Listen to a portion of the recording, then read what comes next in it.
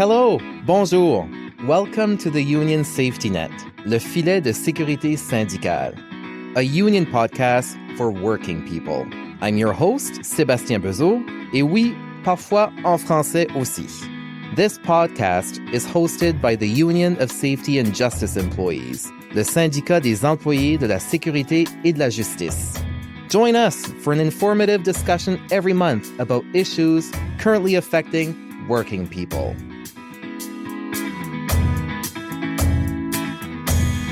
En célébration du début de la saison de la fierté, nous discutons avec Larry Rousseau, vice-président exécutif du Congrès du travail du Canada, et Shauna Ward, VPR du SESJ in English, à propos de l'équité, l'égalité, la diversité et le mouvement syndical. Larry Rousseau, quel plaisir de vous accueillir au filet de sécurité syndicale. Merci d'avoir accepté notre invitation. Merci, non, ça me fait plaisir d'être ici. Alors, Larry, vous avez un parcours remarquable qui couvre déjà 3, sinon 4 décennies. Vous êtes vice-président exécutif du CTC, qui est le Congrès du travail du Canada, un rôle pour lequel vous avez été élu pour la première fois en 2017. Vous avez été à l'Alliance de la fonction publique du Canada pendant plusieurs années et vos activités au sein du mouvement syndical ne se comptent plus. Alors, puisque je tiens à m'informer à la source directement pour obtenir des chiffres fiables, Larry, cher confrère, dites-moi, vous comptez combien d'années d'implication syndicale? Ben, écoutez, moi j'aime ça, le chiffre de 25, et je vais expliquer pourquoi. C'est que je mets dans ma biographie, j'indique que j'ai commencé, le premier emploi que j'ai eu, c'était au CTC, au Congrès du travail du Canada. J'avais 18 ans. J'ai passé 2 ans commis au stock.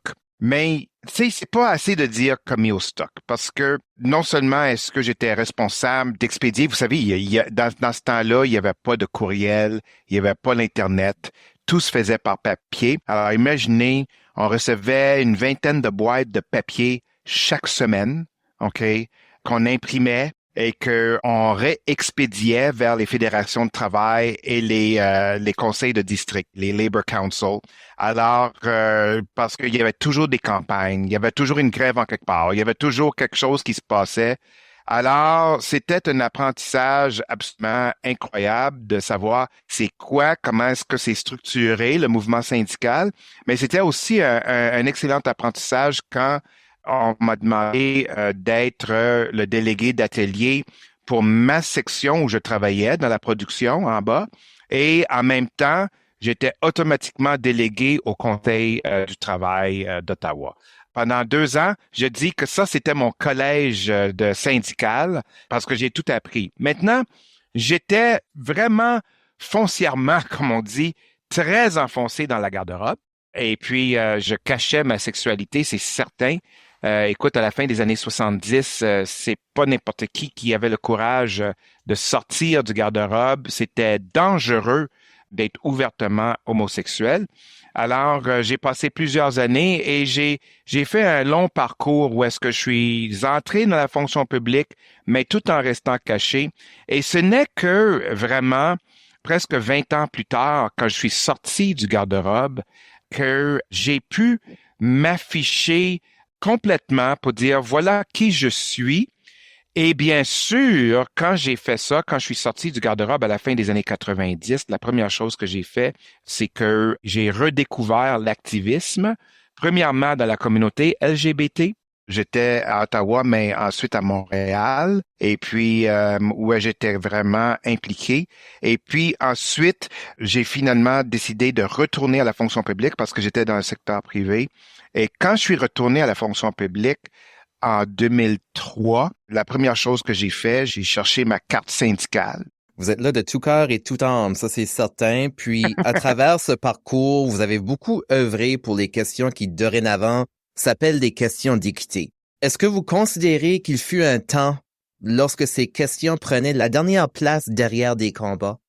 Ben, écoutez, si on va parler d'équité, je dois quand même noter que quand j'ai commencé à la fonction publique, bien avant, parce que j'ai commencé à la fonction publique, j'ai quitté et je suis revenu à la fonction publique. Alors, j'ai été dans le secteur privé au total près de 10 ans, mais j'ai travaillé dans le programme des langues officielles qui, à toutes fins utiles, c'est le premier programme d'équité au sein de la fonction publique fédérale. Un programme qui a commencé en 1975, OK, avec la loi sur les langues officielles qui a été promulguée en 1969.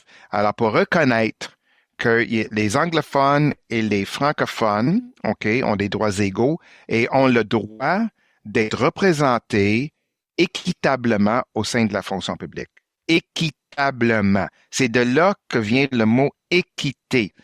Ça veut dire que, notamment, par exemple, si on est dans la région de la capitale nationale et que 60% de la population à l'époque était anglophone et 40% étaient francophones, mais les francophones devaient avoir 40% des postes au sein de la fonction publique dans la région de la capitale nationale.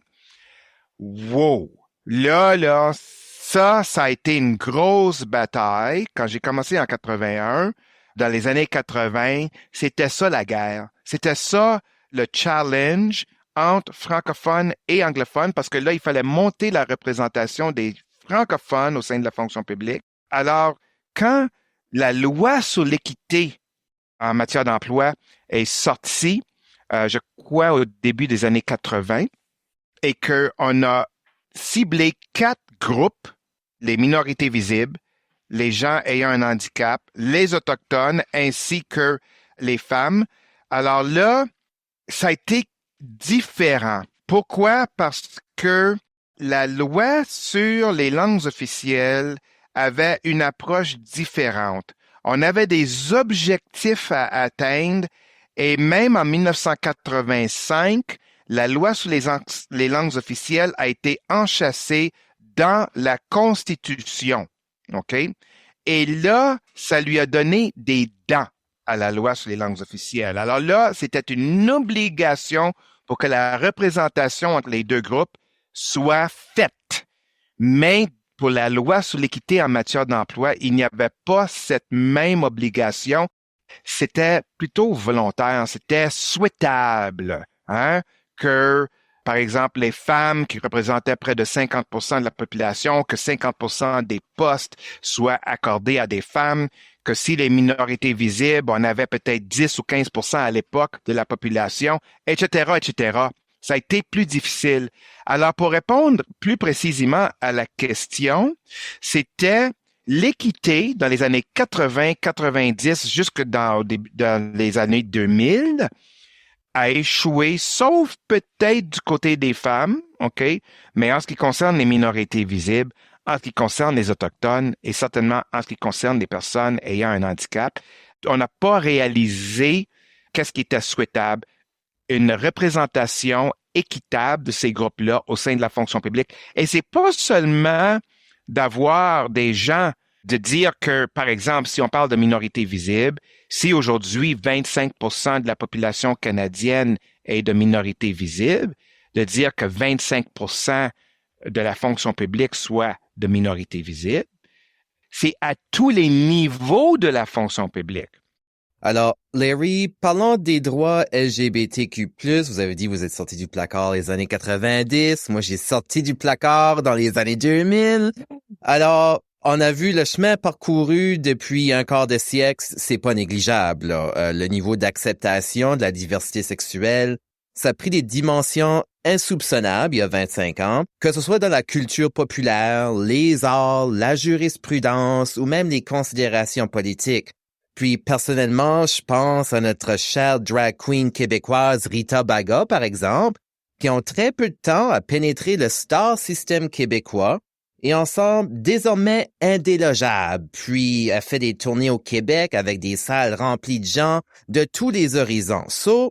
Clairement, il y a eu du progrès, mais pensez-vous qu'on puisse s'asseoir sur nos lauriers?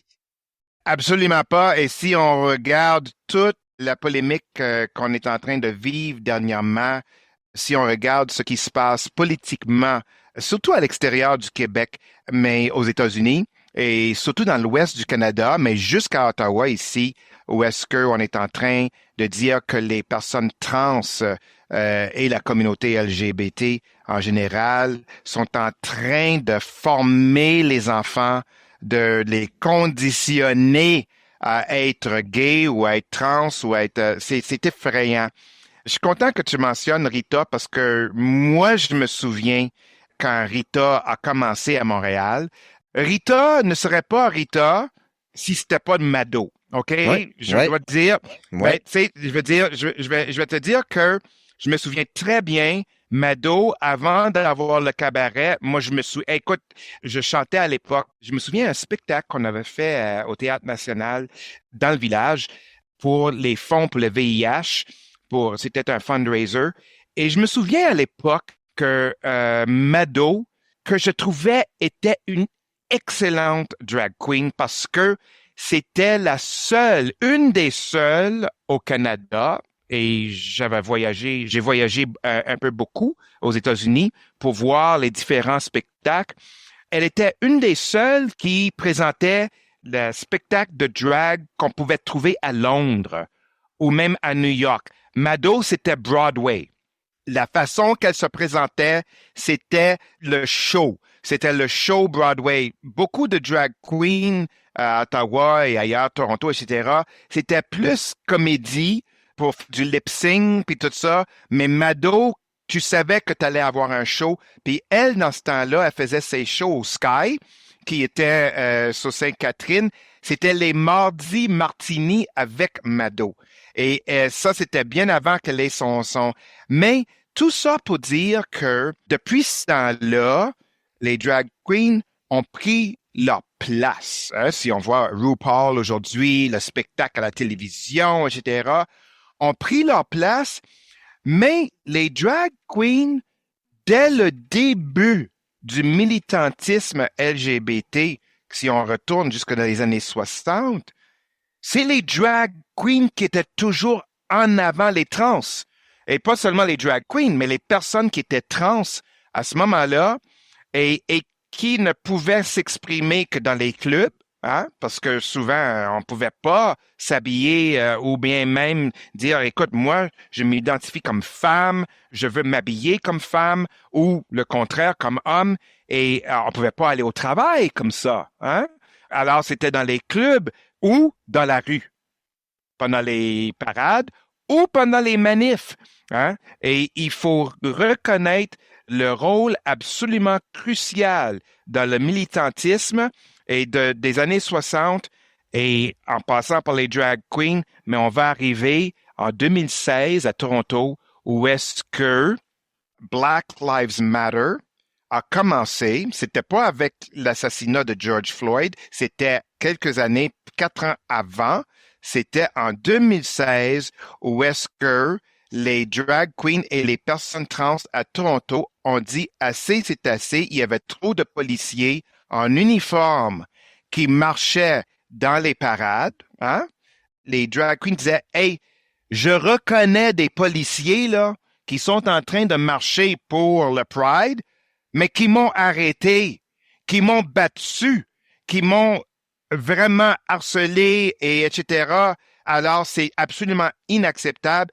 Et en 2016 à Toronto, j'étais là pour le Pride, j'étais à l'Alliance à ce moment-là, et la parade est arrêtée par les drag queens qui se sont mis dans la rue, qui ont dit non, on veut tirer l'attention du monde sur le fait que ça nous agresse de voir qu'il y a des policiers en uniforme, en plein uniforme, qui sont en train de marcher et on reconnaît là-dedans des gens qui nous ont maltraités, qui nous ont battus, qui nous ont emprisonnés, etc.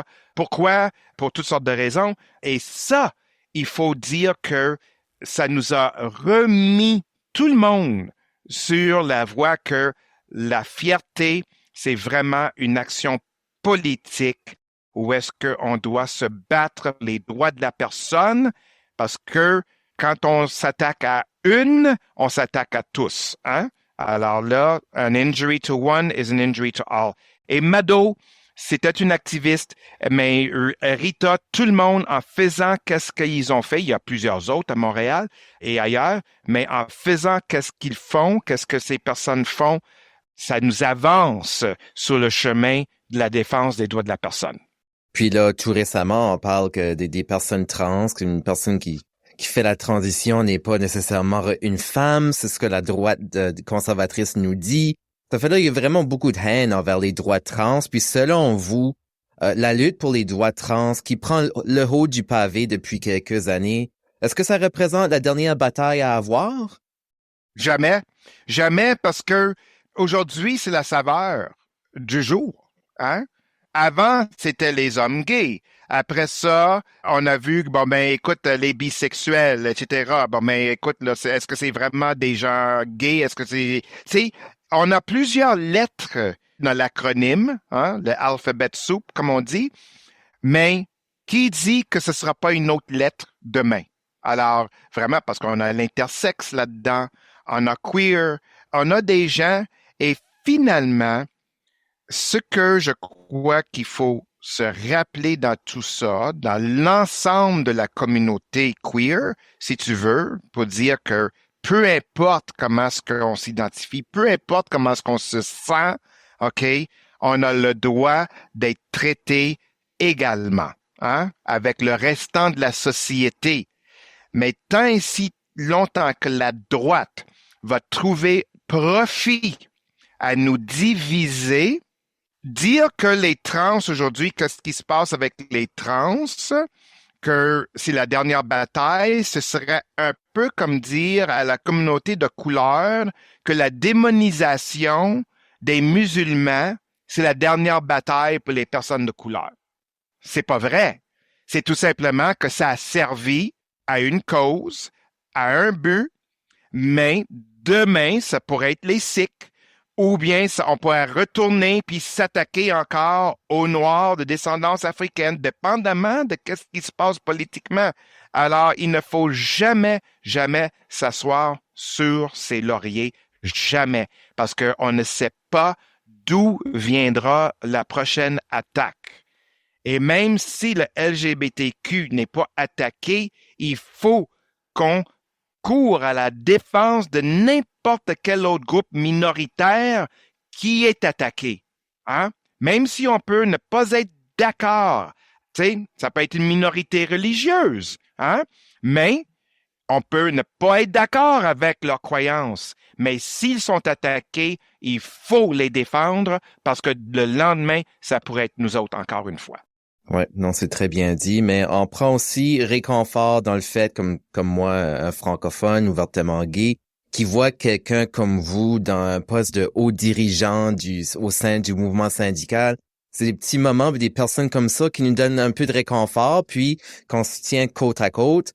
Alors, Larry Rousseau, le filet de sécurité syndicale, il est écouté à travers le Canada, puis à travers le monde par les membres du SEJ, mais tous ceux et celles qui s'intéressent aux avancées du mouvement syndical. Alors, s'il vous plaît, faites-nous l'honneur d'être la première personne à parler créole haïtien sur notre balado-diffusion en envoyant un message à tous nos auditeurs et auditrices qui s'ennuient de leur langue matérielle. Alors, on vous demande pas de chanter parce que tout le monde vous demande de chanter. Vous avez une très belle voix, mais dites-nous quelque chose créole haïtien parce que je suis certain qu'il y a beaucoup de monde qui aimerait entendre ça de votre part. Eh bien, là, je ne m'attendais pas à cela, mais ça m'a dit là, c'est tout simplement que tout le monde qui l'a, écoutez-nous, Kounia, c'est que c'est ensemble que nous faisons.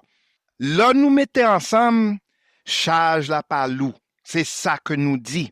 C'est qu'on ça nous élever. Mais lorsque nous diviser, nous pas voir rien. Et c'est ça yo voulez. Yo voulez diviser nous. OK? Alors, seule chose que je me dit, c'est que l'union fait la force. Lorsque Toussaint Louverture t'a battu contre Napoléon, contre Français, seule chose qu'il t'a dit, c'est que seul moyen nous pral gagner, que nous pral gagner bataille ça, c'est en mettant tout le monde ensemble. Et je demande pardon, mais vraiment, mon créole, malheureusement, je n'arrive pas du pays, comme on dit. Je ne suis même pas né en Haïti, mais le créole, c'est le pays des ancêtres. Dernière chose que je me dire en créole, c'est que l'hymne national nous dit, pour Haïti, pays ancêtres, yo, c'est pour nous vénérer tous ancêtres, yo. Pas seulement un groupe ancêtre, non? C'est tous ancêtres, yo, qui là, qui à côté, qui baillent nous force, qui baillent nous énergie pour nous aller de l'avant. D'accord? Alors, l'union fait la force, il ne faut pas l'oublier. Larry, cher confrère, encore une fois, merci de vous être joint à nous au filet de sécurité syndicale. Merci beaucoup. Et c'est le cas de le dire que c'est le filet de sécurité parce que c'est au sein de mon syndicat que je me sens en sécurité pour m'afficher dans toutes mes couleurs et dans tout qu'est-ce que je suis, Larry Rousseau. Merci beaucoup. My next guest is an extraordinary person whom I admire very much. Someone who I feel could stare down any challenge no matter what. She's a force of nature, in fact. It is my great pleasure to welcome the new chair of USG's Equity Committee and Prairie Girl Extraordinaire, Shauna Ward. Shauna, thank you for being here at the Union Safety Net. How are you doing? How are things in Manitoba? Hey, Seb. Great. Yeah, Manitoba's awesome as always. Things are great. Good. Now, Shauna, it's a pleasure to have the chance to chat with you today. Please tell us about your career in public safety over the years in Manitoba. I started out as a correctional officer at the women's jail here in Port Prairie in, I think, 2004. I worked there until 2009 when I moved on to Stony Mountain Institution in Manitoba here. From being a correctional officer, I became a Indigenous Correctional Program Officer, so I facilitated programs to our Indigenous fellows. From there, I transferred to Saskatchewan Penitentiary, where I was also in programs. And then from there, I became the RVP for Saskatchewan for Correctional Service of Canada in October 2021. Wow, very interesting career. And in the union perspective, since August of 2023, you've been the chair of USG's Equity Committee. Equity issues and the challenges faced by equity-deserving groups have taken up more space and more prominence in USG and other unions across Canada, rightfully so. So these are sometimes very difficult conversations to have, wouldn't you say? Yes. First of all, I'm extremely proud to be the chair of the Union of Safety and Justice Employees Equity Committee. I was the co-chair the last term, which I learned a lot from the chair at the time, RVP Lynette Robinson. She was able to show me a lot of different ways to look at things and ways to deal with situations and the difficult conversations that come up, as you know. And I mean, they come up everywhere, right? They come up around the RVP table. They come up at local executive meetings, just everywhere. So I really do think that our union is moving forward on our equity issues in a very good way. And I'm just really excited to see what's going to come of it. But you're very right. They're very important conversations that are sometimes very difficult. They are very difficult. And it's important for unions to, and not just unions, but any organization to set up a safe space for those conversations that can be had. Could you tell us about the evolution of understanding about equity that you personally witnessed over the years? Yeah, well, for myself, I've kind of been immersed in equity for, over 30 years. Thankfully, we've moved forward in a lot of areas since, I was in my 20s. It's very important, I feel, to keep the conversations alive about equity, different equity groups, whether it's our trans community who is, really being attacked in a way in Canada even right now. And I like to think that as a union, we're making it very comfortable and very safe for all of our equity members to, reach out if they need help or even if they just want to talk about things. I think that the evolution that we create ourselves within USJE can really change things in the big picture. Now, you said you've been immersed into equity for close to 30 years. Can you explain a bit more? What did you mean by that? Yeah, so, I'm two-spirited. I am from Sandy Bay First Nation here in Manitoba. I'm differently abled both mentally and physically, and female. So I have a lot of different equity interests for personally, and just, in 1990, when you were two-spirited in an ultra-conservative town, it wasn't the easiest thing to share, right, with your friends and family. But now moving forward 30 years later, it's not even an issue. And that's how it should be. I shouldn't be known as someone's gay friend. I should be known as their friend. We don't say so-and-so is my straight friend. It's not a thing, right? So. Thank you for sharing that personal information with us, Shauna. I appreciate it. Equity is not just about equity-deserving groups, is it? I mean, progress in matters of equity holds benefits for everyone, do they not? Yeah, I'd agree. I think anything we move ahead or support on the equity front would reflect positively for everyone. So, the more we advance rights of our members in different equity groups, it moves forward in a good way for everyone. So an example would be we're having an equity committee, but that committee is not just to help people from equity groups. We're working with all of our 18,000 members. They just happen to be from equity groups. Obviously, we're pushing an agenda forward for our equity-seeking members, but that's not the only people that we're representing. Now, I believe the Equity Committee organized its first ever equity conference in the winter of 2023, right in your backyard in Winnipeg. You were involved at the time. How was the experience? How was the conference? I was so happy that we were able to hold our first ever equity conference. And like you said, it was in January in Winnipeg, which it was freezing cold for many people who are not used to it. Yeah, and the amount of work that Lynette and I did planning leading up to and then during the actual conference was worth every minute. So many of the participants at the conference had shared that for the first time they felt that their union understood them and that they were, welcome. So, that's huge for our members. And of course, all of the crazy, work and amazing work that staff at National Office, including you and your team at that conference, I think it really helped make it a huge success. It was all of us working together, and I think it was great. Again, it's about creating a safe space for those people of equity-seeking groups to come together and being able to converse and plan on how to bring about change. And at the last USG Triennial National Convention, there was a vote taken, and the Equity Committee is now tasked with organizing an equity conference every cycle. This is one of USG's most ambitious projects. Can you tell us about the Equity Committee and its members? Yeah, so it was passed unanimously that the equity conference would take place, like you said, once every cycle. And the fact that it passed unanimously was huge. For someone from an equity-seeking group, it just made me feel really proud of the steps that our union as a whole is taking and understanding the importance of equity for all of us. So yeah, it was just a tremendous feeling, having that happen there. Now, the work that's going to have to happen to pull off another one will be a lot. But my co-chair, RVP Kirk McIntosh, and I, we just completed the selection of 8 new equity members for our team, for the committee. So we're really, really excited to start the important work that lies ahead of us. And then, like I said, we have 8 members from across Canada, from across different departments.